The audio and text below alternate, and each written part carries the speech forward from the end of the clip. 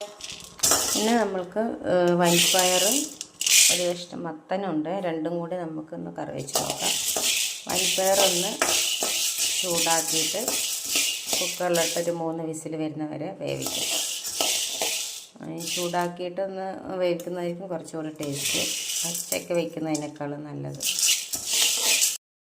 നല്ലൊരു മണം വരുന്നുണ്ട് വൻപയർ ചൂടാക്കിയതിൻ്റെ. അതുവരെ ഒന്ന് ചൂടാക്കി ചെറിയൊരു കളർ മാറുന്നത് വരെ. ഒരു 3 വിസിൽ വന്നിട്ടുണ്ട് കേട്ടോ. നമുക്ക് ഓഫ് ചെയ്യാം കുക്കർ.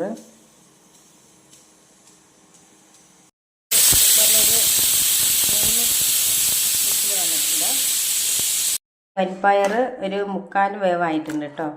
അതിൽ നമുക്ക് അരിഞ്ഞ് വെച്ച് മത്തൻ കൂടി ഇട്ട് കൊടുക്കാം. എന്നിട്ട് കുറച്ച് ചെറിയ സ്പൂൺ മഞ്ഞൾപ്പൊടി, മുളക് പൊടി, ഇത്ര മതിയേ. ആവശ്യത്തിന് ഉപ്പും ഇട്ടിട്ട് വേവിച്ചെടുക്കാം. വൻപയറും മത്തനും ഏകദേശം ഈ ഒരു വേവായിട്ടുണ്ട്. നമുക്കിനി കടുക് പൊട്ടിക്കാം. എണ്ണ ഒഴിച്ച് കൊടുക്കാം. കടുക് ഇട്ടിട്ടുണ്ട്. ഇഞ്ചി, കുറച്ച് നാളികേരം കുറച്ചിടാം. നാളികേരം നന്നായിട്ട് ഗോൾഡൻ ഒരു ബ്രൗൺ കളർ ആവുന്ന വരെ ഇളക്കിക്കൊണ്ടിരിക്കുക. ഇങ്ങനത്തെ ഒരു കളറായിട്ടുണ്ട് കേട്ടോ നാളികേരം. ഇനി കറിയിലേക്ക് ഇടാം.